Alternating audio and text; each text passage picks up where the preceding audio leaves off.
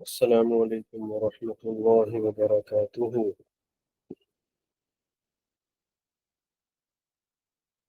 امید ہے طلباء کرام خیر و عافیت سے ہوں گے۔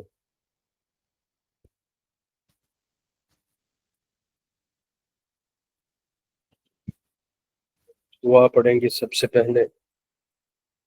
بسم اللہ الرحمن الرحیم۔ الحمدللہ، میں بھی ٹھیک ہوں، اللہ کا فضل ہے، اللہ کا شکر ہے، مولا کا کرم ہے۔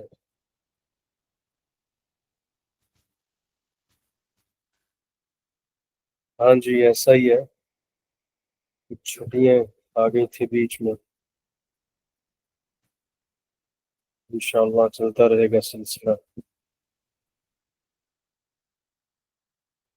ناغے سے زیارت کی جائے تو محبت بڑھتی ہے، عربی کا مقولہ ہے زر غبا تزدد حبا،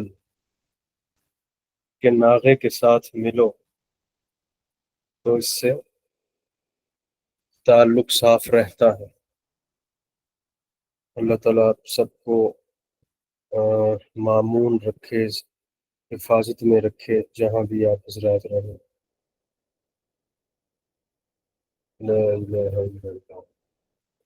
آج ہم جو لیکچر سٹارٹ کر رہے ہیں اس کا تعلق پاکی ناپاکی، طہارت، نجاست، اس سے ہے۔ اچھا جی، ایک لفظ ہوتا ہے نظافت۔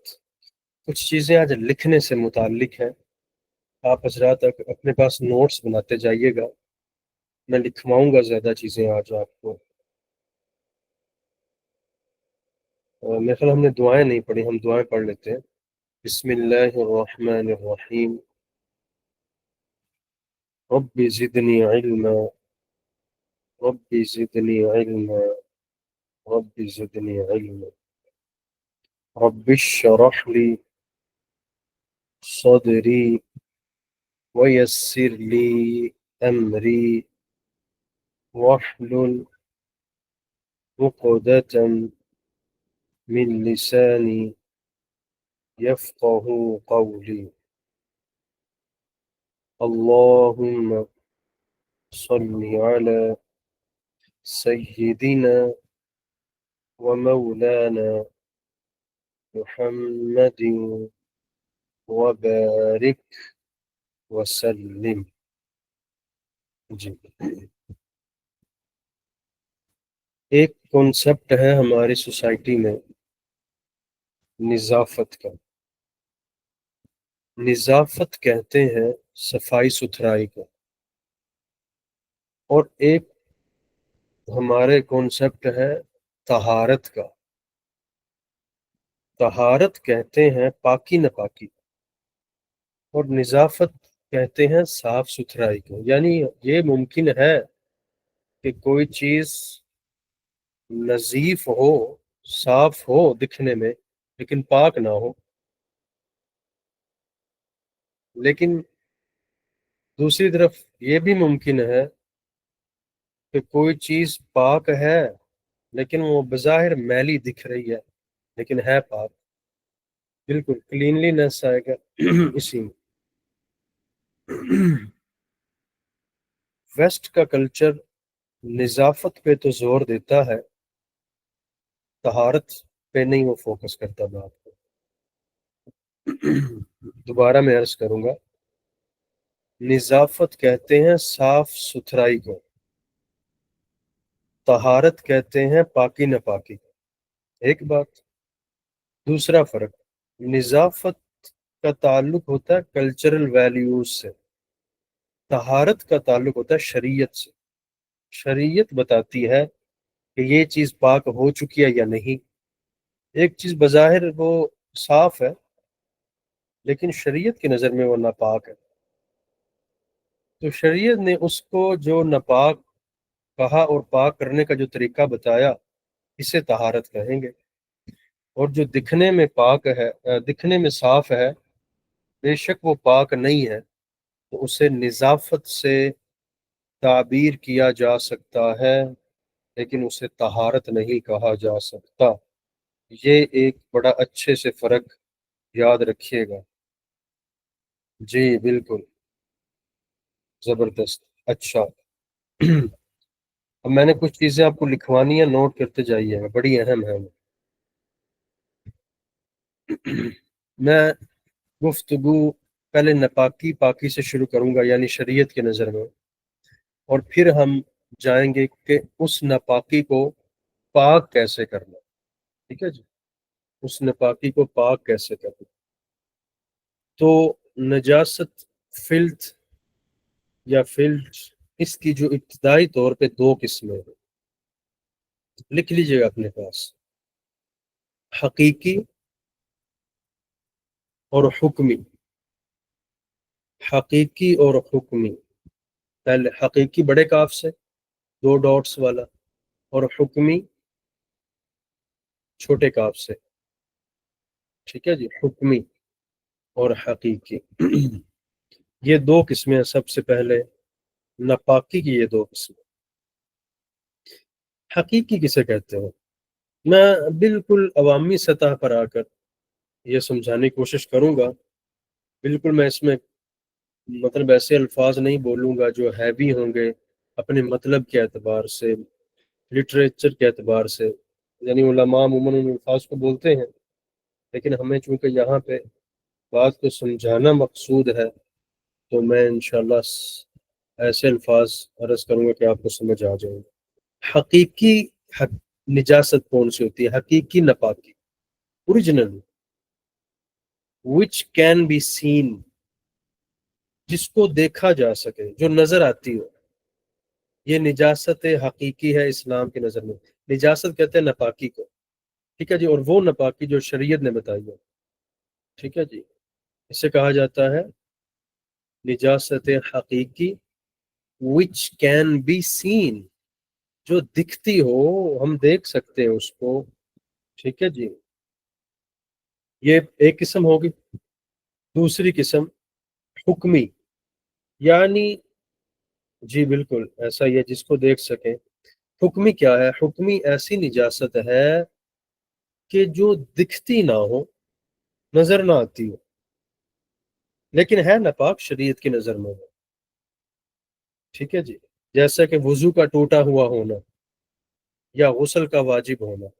اب یہ دیکھیں، یہ نظر تو نہیں آ رہا ہے کہ میرا وضو ٹوٹا ہوا ہے یا میرے اوپر غسل فرض ہے، یا کوئی شخص جا رہا ہے وہ بے وضو ہے، ہمیں نہیں پتہ چلے گا دکھنے سے کہ وہ بے وضو ہے یا نہیں۔ تو اس لیے ایسی نجاست جو شریعت کی نظر میں پاک نہیں ہے اور وہ دکھ بھی نہیں رہی، means which cannot be seen، وہ نجاست حکمی، یعنی حکم ہے بس کہ ناپاک ہے، نظر کچھ نہیں آ رہا، یہ نجاست حکمی کہلاتی ہے۔ ٹھیک ہے جی، یاد رہے۔ اب یہ دو قسمیں ہو گئی۔ اب یہ بات سمجھیے کہ نجاست جو پہلے والی تھی حقیقی، اس کی آگے دو قسمیں ہیں۔ بناتے جائیے گا نوٹس، یہ یاد رہیں گے اسی طرح۔ میں لکھوا رہا ہوں آپ سے، یہ سننے سے یاد نہیں رہیں گے، ابھی بھول جائے گے نہیں تو۔ جو نجاست ہے نا جی، that can be seen، جس کو ہم نے کہا تھا حقیقت والی نجاست، اس کی پھر دو قسمیں ہیں۔ آپ ایرو بنا کر پورا نقشہ بنا لیجئے اس کا۔ پہلی، جی بالکل، پہلی قسم اس کی کہلاتی ہے ہیوی ٹائپ آف نجاست، عربی میں بولے تو غلیظہ، غلیظت، موٹی غلاظت، مینز بھاری، ٹھیک ہے جی، نجاست غلیظہ اسے کہیں گے ہم، ہیوی ٹائپ، میجر ٹائپ۔ اور اسی کی دوسری قسم لائٹ ٹائپ، مائنر ٹائپ، اور خفیفہ، عربی میں سے کہیں گے خفیفہ، نجاست خفیفہ۔ میں اگزامپلز بھی دوں گا کہ بات مزید واضح ہو جائے۔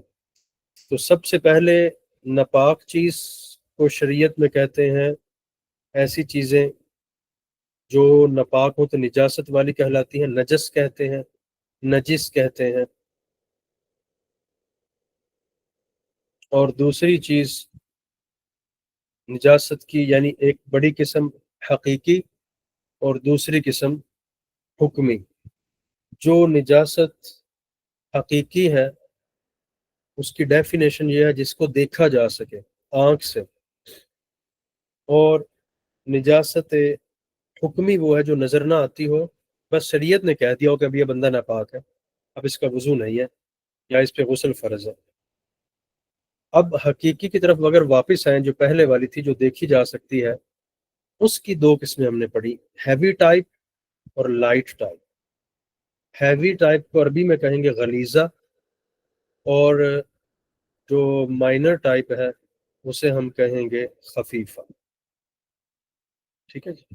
اور حکمی کی میں نے کیا مثالیں دی آپ کو؟ جو دوسری قسم ہے نجاست حکمی کی مثال میں نے دی، وہ نجاست جو نظر نہیں آتی لیکن بس شریعت نے کہہ دیا کہ ناپاک ہے یہ آدمی، اس کو یا تو وضو کی ضرورت ہے یا غسل کی ضرورت ہے. اب کون کون سی چیزیں ہماری سوسائٹی میں نجاست غلیظہ ہیں اور کون کون سی نجاست خفیفہ ہے؟ ٹھیک ہے جی. یہ ہم چیزیں یہاں پر بیان کریں گے. سمجھیے، انسانی فضلہ جات جو ہے، انسانی پیشاب اور پخانہ، میں ہر یہاں جو بھی چیز ڈسکس کروں گا اس کے بارے تین چیزیں ڈسکس کروں گا: اس کا پاخانہ، اس کا پیشاب اور اس کا خون. ٹھیک ہے جی. سٹول، یورین یا یورائن یا جو بھی لفظ آپ بولیں، اور تیسری چیز بلڈ، اس کا خون.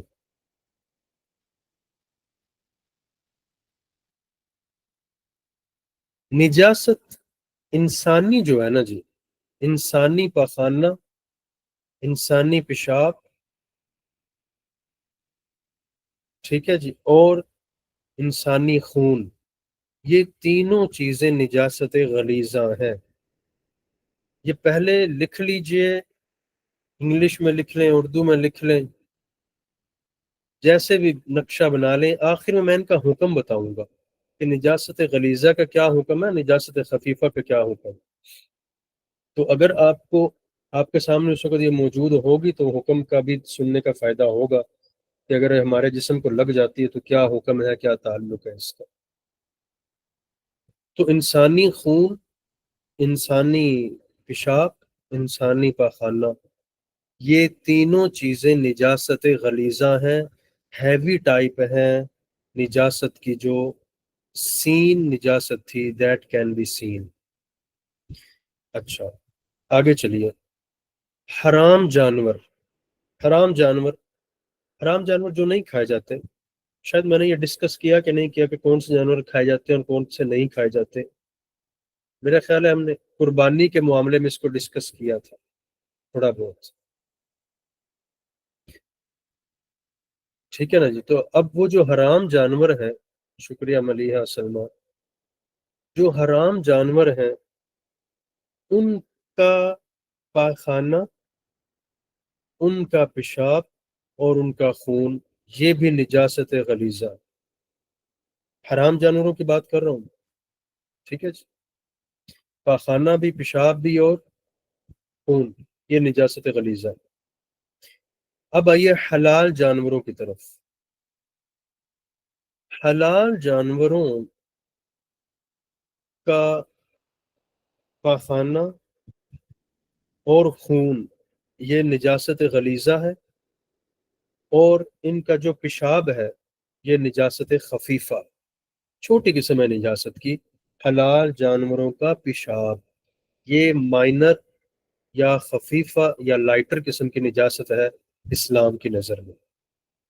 یہ جو میں بار بار ٹرم یوز کر رہا ہوں غلیظہ، خفیفہ، اس کے بارے میں آگے چل کر حکم بتاؤں گا، پھر اس کی حقیقت واضح ہوگی. اچھا جی. اب اس بات کی طرف آئیے کہ حرام پرندے جو ہیں، حرام پرندے، اب دیکھیں نا جتنی بھی چیزیں میں ڈسکس کر رہا ہوں ان کا ہمارا ان سے واسطہ پڑتا ہے. ٹھیک ہے جی.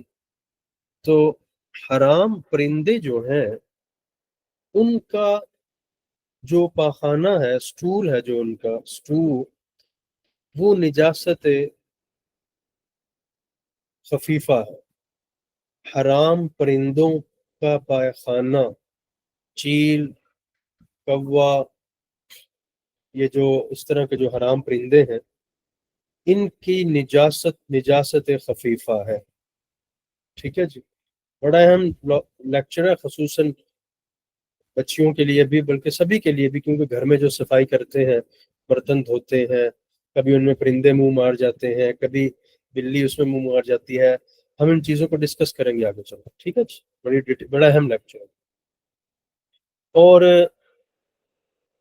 حرام برڈز کا جو پیشاب ہوتا ہے، نہیں ظاہری بات ہے ان کا نہیں ہوتا، عموماً پخانہ ہی ہوتا ہے، ان کا بیٹ ہوتی ہے، تو حرام برڈز کی جو بیٹ ہے وہ نجاست خفیفہ ہے، یاد رہے یہ بات۔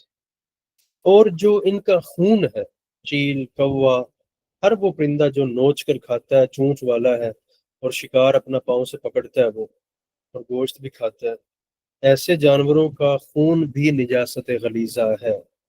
ٹھیک ہے جی، کیونکہ پیشاب ہوتا نہیں ان کا، اس لیے اس کو ہم ڈسکس نہیں کریں۔ اب آئیے حلال برڈز کی طرف۔ حلال برڈز جیسے چڑیا، جتنے بھی ہم پرندے کھاتے ہیں، ٹھیک ہے نا جی، ان جانوروں کے جو پاخانہ ہے جسے ہم بیٹ کہتے ہیں وہ پاک ہے۔ پاک کا مطلب یہ نہیں ہے کہ ہم اسے استعمال کر سکتے ہیں، نہیں، مطلب وہ کپڑوں کو لگ گئی، آپ اسے ہلکا سا سائڈ پہ کر دیں بس، تو وہ بہت ہی مکروہ تنزیہی ہے زیادہ سے زیادہ۔ وہ اگر کپڑوں کو لگ جائے تو آپ پرچ دیں اسے، رب کر دیں اس کو، ربنگ کے بعد وہ ختم ہو جائے گی اس کی نجاست۔ البتہ حلال پرندوں کا جو خون ہے وہ نجاست غلیظہ ہے۔ تو اصول یہی نکلا کہ کسی بھی جانور کا خون، کسی بھی انسان کا خون، کسی بھی پرندے کا خون وہ نجاست غلیظہ ہے۔ ٹھیک ہے جی، اور حلال جانوروں کی جو بیٹ ہے وہ پاک ہونے کے قریب ہے، بڑا مائنر سا فرق ہے، اور حرام پرندوں کی بیٹ نجاست خفیفہ ہے۔ حرام پرندوں کی بیٹ نجاست خفیفہ اور حلال پرندوں کی بیٹ پاک تقریباً سمجھی جاتی ہے۔ ٹھیک ہے جی، جی ہاں، بلوڈ جو ہے نا، یہ سبھی کا ناپاک ہے۔ البتہ ایک مسئلہ میں نے بتایا تھا کہ کیا بتایا تھا، یہ بات بتائی تھی کہ قربانی کے دنوں میں کہ کسی بھی جانور کو جب ہم حلال کرتے ہیں نا جی، تو جو خون نکل رہا ہوتا ہے وہ خون صرف ناپاک ہوتا ہے۔ جب وہ جانور ذبح ہو جائے تو اس کے بوٹیوں پہ لگا ہوا خون حرام ناپاک نہیں ہوتا۔ ٹھیک ہے جی، قربانی کرنے والا آدمی انہی لگے ہوئے خون کے ذروں پر جو نماز پڑھ سکتا ہے، کیونکہ وہی گوشت پہ بھی لگا ہوتا ہے۔ اگر ہم اسے ناپاک کہیں تو ظاہر ہے پھر گوشت بھی دھو کر کھائیں، اس کا یہ مطلب نکلا۔ لا الہ الا اللہ۔ تو دوبارہ تھوڑا سا خلاصے کے طور پہ بات عرض کروں کہ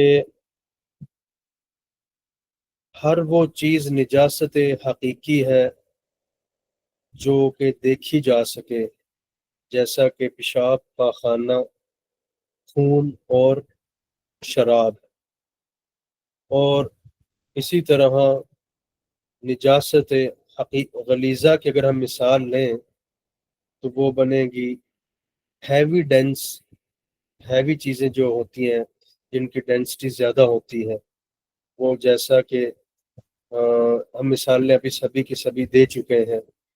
ٹھیک ہے جی، یہ بات یہاں پہ ہو گئی ختم۔ اب جو میں نے عرض کیا تھا کہ ہم نجاست غلیظہ اور خفیفہ بار بار کہہ رہے ہیں، اس کا مطلب کیا ہے؟ یعنی شریعت کی نظر میں کہاں کون سی چیز فال کرتی ہے، اس کو ہم دیکھیں گے۔ بڑے توجہ اور انہماک سے آپ نے یہ بات سننی ہے۔ اچھا، جب ہم نے پرندوں کی بات کی نا جی، تو ایک بات اس میں ملحوظ ایڈ کر لیجئے دو پرندے ایسے ہیں جو اڑتے بھی ہیں اور زمین پہ چلتے بھی ہیں، مرغی اور بطخ۔ ٹھیک ہے جی، مرغی اور بطخ۔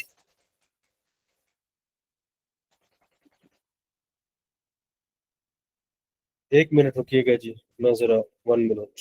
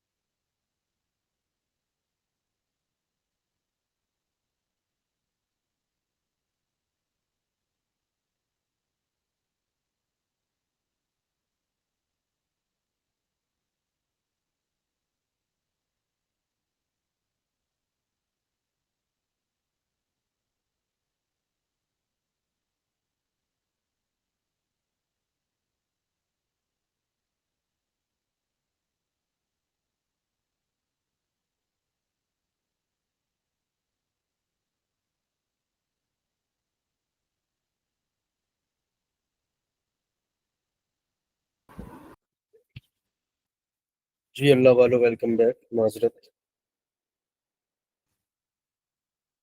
نجاست غلیظہ کا معنی پہلے سمجھیے۔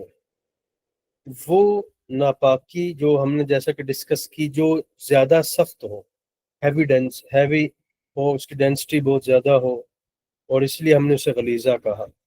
اب اس کا حکم سمجھیے بڑی توجہ سے، میں پھر کہہ رہا ہوں بار بار، کیونکہ یہ ہر روز ہمیں چیزیں پیش آتی ہیں کسی نہ کسی درجے میں۔ نجاست غلیظہ اگر لیکوڈ ہو، اگر نجاست غلیظہ پتلی ہو، بہنے والی ہو، جیسے شراب اور پیشاب وغیرہ، اگر یہ کپڑے یا بدن پر لگ جائے، اور اتنی لگ جائے جتنا کہ تقریباً 6 سینٹی میٹر، 6 سینٹی میٹر اس کا ریڈیس ہو، رداس ہو اس کا، 6 سینٹی میٹر کہہ رہا ہوں میں، یا اس سے کم ہو تو معاف ہے۔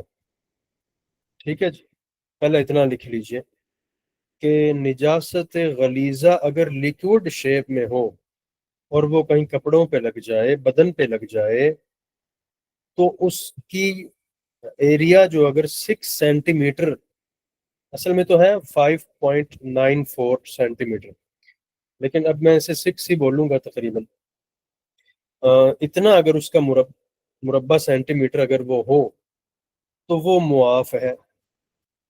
اب ہمیں کیسے پتا چلے کہ یہ کتنا ایریا ہوتا ہے؟ ویسے میں نے آپ کو بتا دیا سینٹی میٹر میں، ٹھیک ہے جی۔ اور اگر اس سے زیادہ ہو، بالکل اگر بے شک تھوڑا سا زیادہ ہو، تو وہ معاف نہیں ہے۔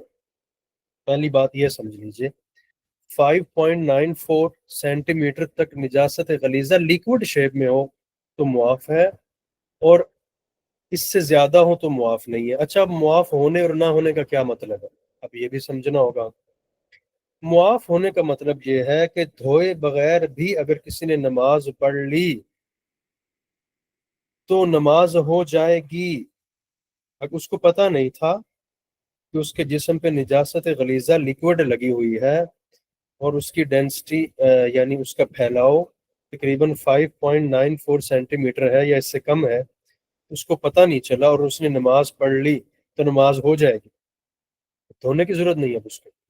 لیکن اگر علم ہوتے ہوئے کہ میرے کپڑوں پہ نجاست لگی ہوئی ہے، نماز پھر نہیں پڑھنی چاہیے۔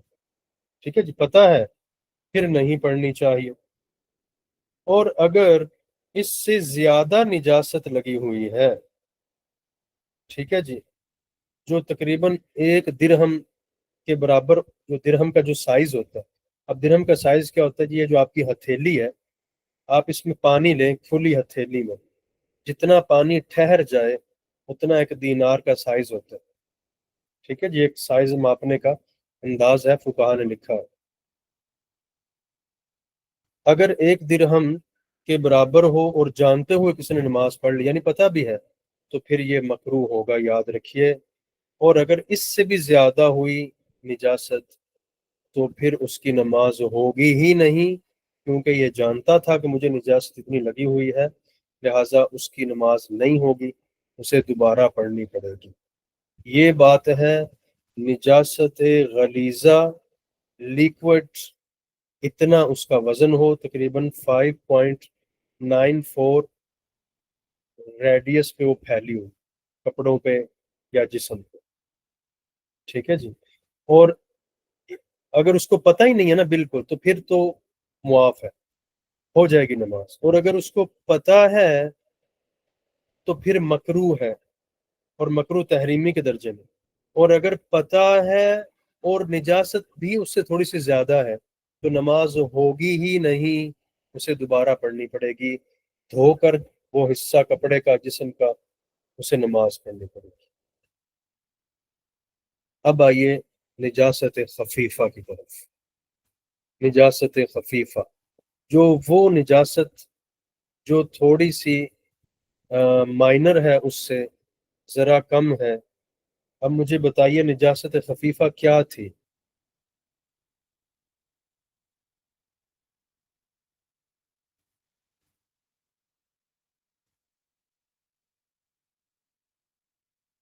جی کوئی صاحب بتائیں گے؟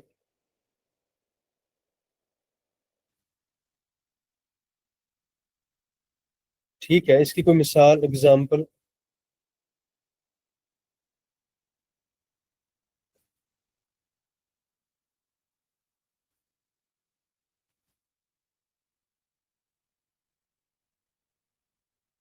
جی ٹھیک ہے۔ اچھا، جب ہم نے حلال برڈز کی بات کی تھی، بیچ میں فون آ گیا تھا، میں نے ضروری بات بتانی تھی کہ بطخ اور مرغی، ان کی جو بیٹھیں ہیں نا جی، ان کی بینٹیں جو ہیں وہ نجاست غلیظہ ہے۔ حالانکہ یہ پرندہ بھی ہے ایک طرح سے اور حلال بھی ہے، لیکن ان کی جو بیٹ ہے وہ نجاست غلیظہ ہے، وہ خفیفہ نہیں ہے، کیونکہ وہ اپنی مقدار میں زیادہ ہوتی ہے، یاد رکھیے گا یہ بات۔ یہ نجاست غلیظہ میں شمار ہوگا، ٹھیک ہے جی۔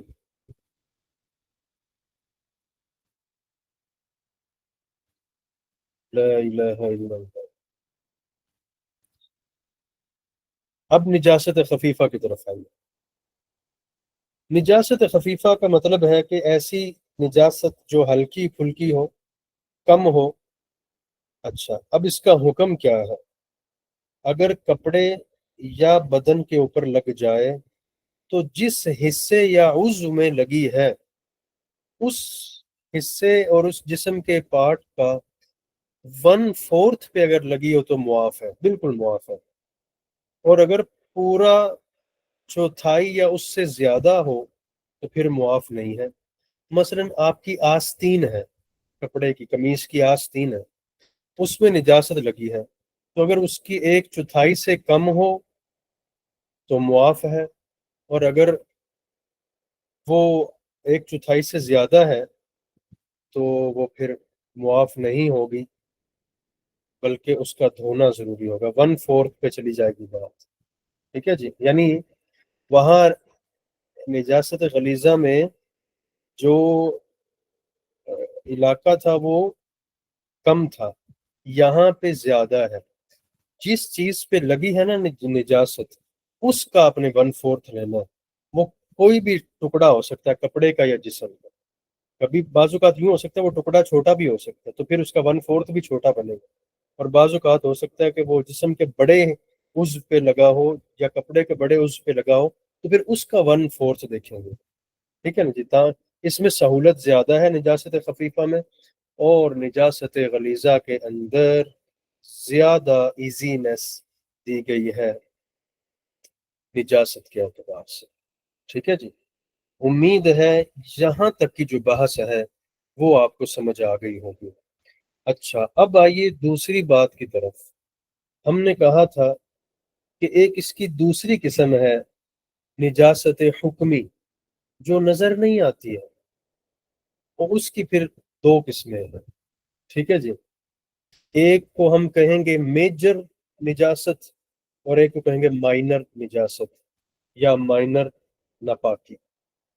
मेजर में आएगी गुस्ल का फर्ज होना और माइनर में आएगा वुजू का टूटा हुआ होना। ठीक है जी। मेजर में आएगी गुस्ल का फर्ज होना, यानी किसी शख्स को किसी भी वजह से गुस्ल फर्ज हो गया, डिस्चार्ज हो गया वो, या वो नाइट फॉल हुआ, या किसी भी तरह से उसने कोई इंटरकोर्स किया है वाइफ के साथ, या जैसे भी हुआ है, चाहे हलाल तरीके से या हराम तरीके से, उस पे जो गुस्ल फर्ज हो गया है, अब ये गुस्ल फर्ज होना ये शरीयत की नज़र में नापाकी है, लिहाजा ये निजासत हुक्मी है। और वुजू का टूटा हुआ होना ये भी निजासत हुक्मी है, लेकिन ये माइनर किस्म की है, इस पे आपको गुस्ल नहीं करना पड़ता, आपको सिर्फ वुजू करना पड़ता है। अब सभी को मालूम है कि गुस्ल के 3 फराइज हैं। एक तो कुली करना, नाक में पानी डालना इतना कि नरम हड्डी तक पानी चला जाए, और गरारा करना, गरारा ऐसे मुंह उठाकर ऊपर की तरफ करके गरारा करना, और तीसरी चीज ये कि जो पूरा जिस्म एक बार गीला करना धोकर, और इसमें कोई भी बाल बराबर भी चीज खुश्क न रह जाए, इस तरह गुस्ल करना, ये फराइज है गुस्ल के। ठीक है जी। दोबारा अर्ज करूंगा, गुस्ल फर्ज हुआ है जिसके बगैर नमाज नहीं होती, तो अब क्या जरूरी है आपके लिए? नाक में पानी चढ़ाना नरम हिस्से तक, 3 दफा गरारा करना, और पूरे जिस्म पे पानी बहाना, इतना पानी कि पूरा जिस्म धुल जाए और किसी किस्म की उसमें खुश्की ना बाकी रह जावे, इस कदर उसका धोना जरूरी है। ठीक है जी। और वुजू के 4 फराइज हैं: मुंह धोना, बाजू धोना, हाथ यानी कि धोना बाजू समेत, कोहनियों समेत, और सर का मसाह करना, और उसके बाद पाँव को टखनों समेत धोना। ला इलाहा इल्लल्लाह। सिर्फ 1 मिनट वेट कीजिए।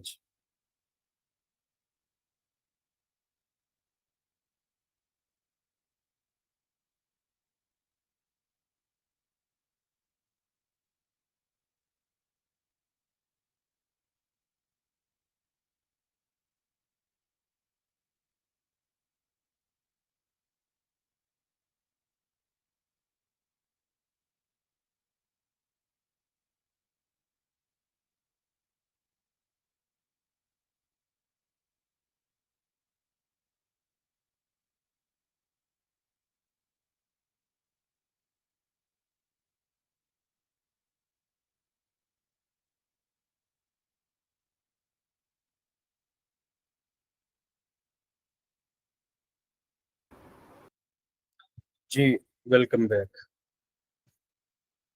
अब ये बात समझिए कि नापाक हो गई चीज, अब धोनी कैसे है, किस किस्म के पानी से आप धो सकते हैं। बज़ाहिर ये लग रहा है कि बड़ी सादे से बात है जी, पानी से धो लो। नहीं भाई, पानी की कितनी किस्में हैं, कौन कौन से पानी शरीयत ने आपको अलाउ किए हैं जिससे आप निजासत दूर कर सकते हैं। सबसे पहले ये समझिए कि जिन पानियों से आप धो सकते हैं वो पानी कौन कौन से हो सकते हैं, जैसा कि एक ऐसा पानी, जैसा कि हम इसको डिस्कस करें कि आसमान से उतरा हुआ पानी, बारिश का, समुद्रों का पानी, नहर का पानी, कुएं का पानी, और वो पानी जो मेल्ट हुआ हो बर्फ से, वो भी। ठीक है जी। और इसी तरह चश्मों का पानी। ये कितने किस्म का पानी हो गया? पहले किस्म का पानी, 7 किस्म के तकरीबन ये बनते हैं। आसमान का पानी, यानी आसमान से बारिश हुई, समुद्रों का पानी, नहर का पानी, और कुएं का पानी, और इसी तरह जो कि पानी मेल्ट हुआ हुआ है बर्फ से, اولوں کا پانی یوں کہہ لیجئے، اور اسی طرح وہ پانی جو کہ چشمے کا پانی، پہاڑ میں چشمہ ہے وہاں سے پانی نکل رہا ہے، ٹھیک ہے جی۔ اب یہ سمجھیے، ہاں جی گلیشیئرز کا پانی بھی کہہ سکتے، اب یہ سمجھیے کہ پانی کی شریعت کے اعتبار سے 5 قسمیں، یہ پہلے والی جو پانی کو میں نے ڈسکس کیا نا جی، وہ تو وہ پانی ہے جو کہ جن سے ہم طہارت لے سکتے ہیں۔ اب پانی کی کتنی قسمیں ہیں ذاتی طور پہ؟ پہلی پانی کی وہ قسم ہے کہ جو خود بھی پاک ہے اور دوسری چیز کو پاک بھی کر سکتا ہے۔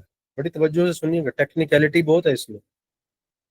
وہ پانی جو خود بھی پاک ہے اور اپنے اندر صلاحیت رکھتا ہے کسی ناپاک چیز کو پاک کرنے کی، ٹھیک ہے جی۔ ایسے پانی کو کہا جاتا ہے طاہر مطہر۔ طاہر مطہر، طاہر کا مطلب ہے خود بھی پاک ہے، اور مطہر کا مطلب ہے کسی دوسری چیز کو بھی پاک کر سکتا ہے، ٹھیک ہے جی۔ یہ پہلی قسم ہو گئی پانی کی۔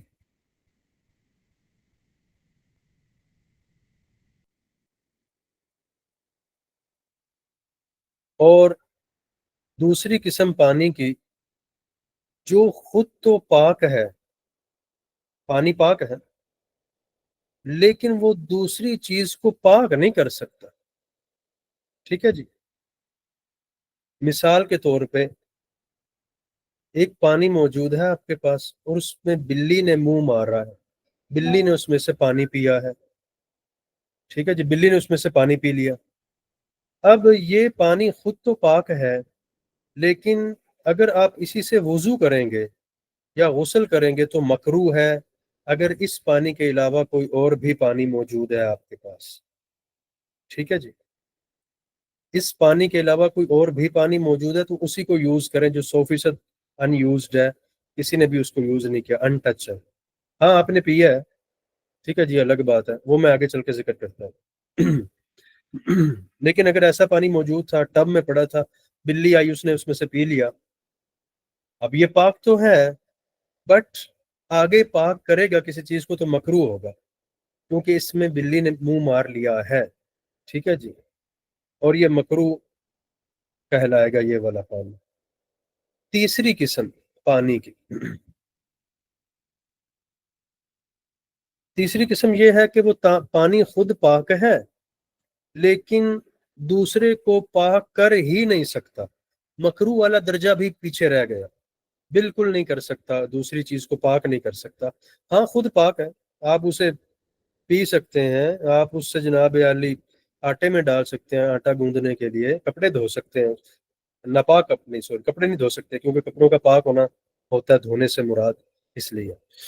اور وہ پانی ہے آپ نے جس پانی کو استعمال کیا ہو بذات خود تو وہ پاک تھا لیکن اس کو آپ نے ایسی چیز پر یوز کر لیا جس کو عموماً آپ نے یعنی اس سے وضو کر لیا اس پانی سے، یا پھر کوئی بھی نجاست دور کرنے کے لیے آپ نے اس کو یوز کر لیا، نجاستی جو اوپر قسمیں بیان ہوئی ہیں، ٹھیک ہے جی۔ اب اس پانی سے اب آپ دوبارہ وضو نہیں کر سکتے، دوبارہ اس سے غسل نہیں کر سکتے، ٹھیک ہے نا جی، اب وہ صلاحیت نہیں رکھتا۔ ہاں وہ پاک ہے، آپ پی سکتے ہیں، اس سے جانوروں کو بھی پلا سکتے ہیں، آپ اسے اس سے کوئی اور کام بھی کر سکتے ہیں، لیکن اس سے کوئی نجاست دور نہیں کر سکتے۔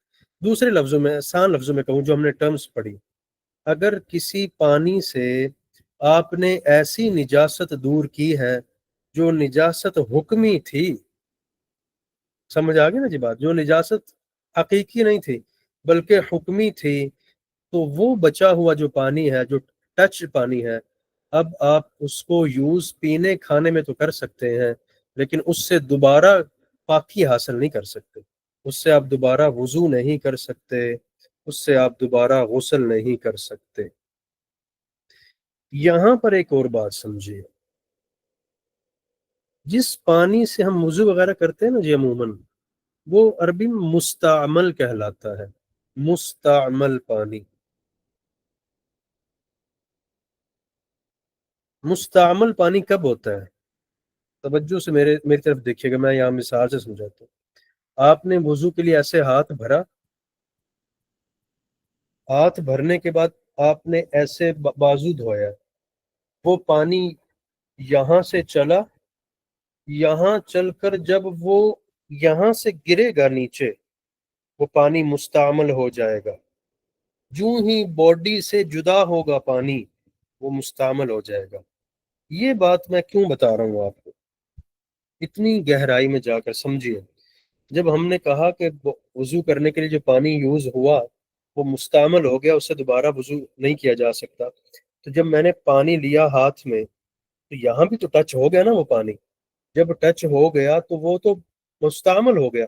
इस आए हुए पानी से मैं ये हिस्सा धो रहा हूँ, तो इसका मतलब मैं मुस्तामल को यहाँ भी यूज कर रहा हूँ। और अभी मैंने कहा कि मैं यूज कर नहीं कर सकता हूँ।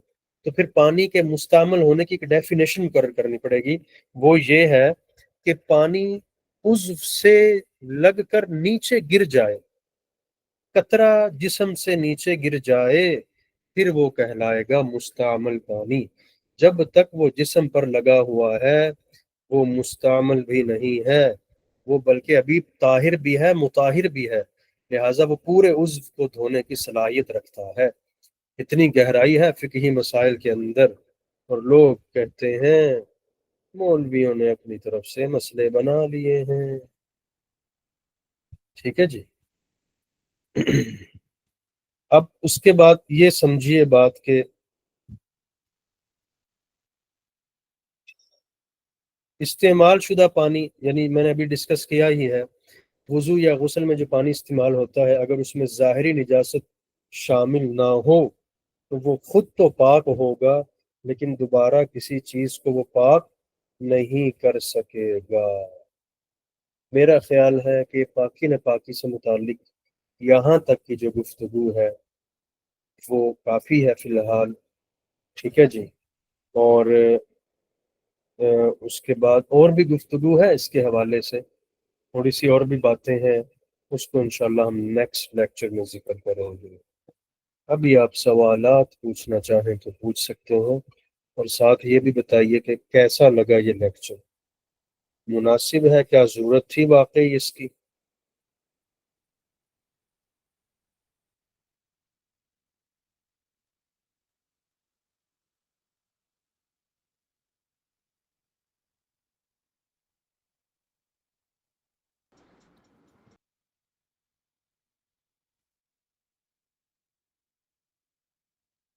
ये असल में ना जी, हम कॉलेज यूनिवर्सिटी के जो स्टूडेंट्स होते हैं बेचारे, उनको इन चीज़ों का बिल्कुल नहीं पता होता। इवन वो इंसानी मनी को भी पाक समझ रहे होते हैं, या मजी वगैरह को और वदी वगैरह को, या कुछ ऐसी बातें हैं जो बहुत डिटेल में है। खसूसन इंसान की जो मनी होती है, मजी होती है, वदी होती है, उसके बारे में ये चीज़ें बहुत अहम होती हैं। मैं वो कल के लेक्चर में डिस्कस करूंगा। वो अगरचा थोड़ी सी ऐसी बातें हैं कि यहाँ मैं उन्हें डिस्क्लोज नहीं करना चाहता, क्योंकि हमारे यहाँ बच्चियां हैं, लड़कियां, सिस्टर्स भी हैं। लेकिन ये चूंकि मामलात पाकी न पाकी के हैं, हर एक से मुताल्लिक हैं, लिहाजा इनको भी डिस्कस करना बनता है। और हया तो इंसान को गुनाह करने में आनी चाहिए, शर्म व हया दीनी मसाइल समझने में शर्म व हया नहीं है। तो इसलिए हम इंशाल्लाह किसी कदर जचे तुले अल्फाज में इसको कल डिस्कस करेंगे कि इंसानी मजी मनी वदी का क्या हुक्म है, वजू किससे फ़र्ज होता है, गुस्ल किससे फ़र्ज होता है। इस चीज़ में बहुत से मिसकंसेप्शंस हैं हमारे स्टूडेंट्स के और लोगों के। ये हम इंशाल्लाह इसको कल डिस्कस करें।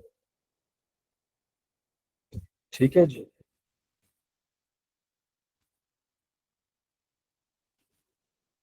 और इसी तरह हैज़ और निफास को भी किसी कदर डिस्कस करेंगे कल इंशाल्लाह हम लोग, क्योंकि ये मखसूस मामलात है और इसमें भी पाकी न पाकी का ही सारा निज़ाम है, तो इसको भी उसी के साथ डिस्कस करेंगे। चलिए, थैंक यू वरदा इरम, शुक्रिया मलिहा बीबी। और इसी तरह जिन जिन हजरात ने very essential lecture, essential lecture दिला सर, शुक्रिया सर, बहुत अच्छा इंफॉर्मेटिव था आपका, बहुत शुक्रिया। जुल्फरनैन अली, शुक्रिया। अब्दुल्ला सत्तार, शुक्रिया आपका भी।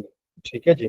इसके मुतालिक मजीद कोई बातचीत होगी इंशाल्लाह, वो हम پھر ڈسکس کریں گے. آج اتنا ہی کافی ہے. وآخر دعوانا ان الحمد للہ رب العالمین. السلام علیکم.